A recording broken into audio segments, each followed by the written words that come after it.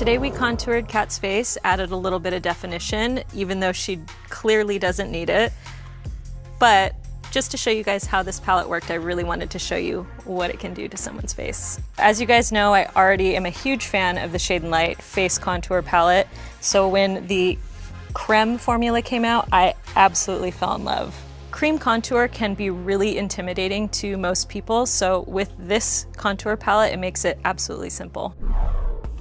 You never want to lay down a cream contour on anything that's already been powdered, so since she has this nice slick foundation, we're going to go ahead and apply our contour tone. You want to always start back towards the ear. If you start anywhere forward, it's going to be really hard to blend out and without looking like you have this straight line across your cheek. So you always want to start where your point of intensity is, place the product and blend forward.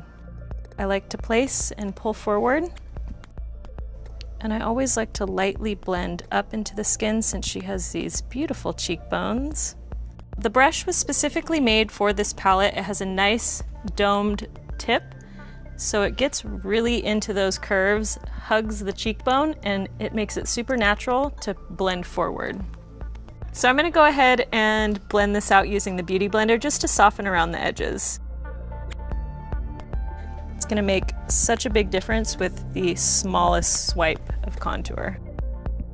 Kat already has such a defined, skinny, beautiful nose, so we don't really need to add too much product, and I usually don't recommend contouring heavily on a skinny nose, but just so everybody can see how to properly contour a nose using a cream, we're gonna go ahead.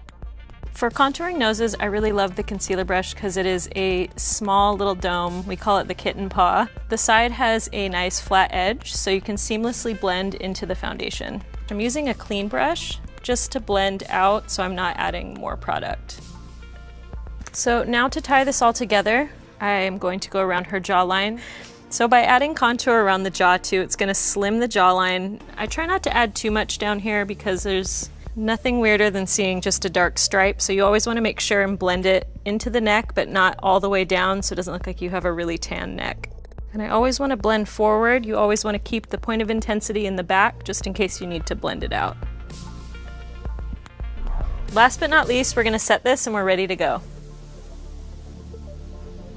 I love this powder because it blends in any imperfections, any blunt lines that you may have. It micro blurs them out. Almost looks like you have an Instagram filter built right onto your face after you apply this powder.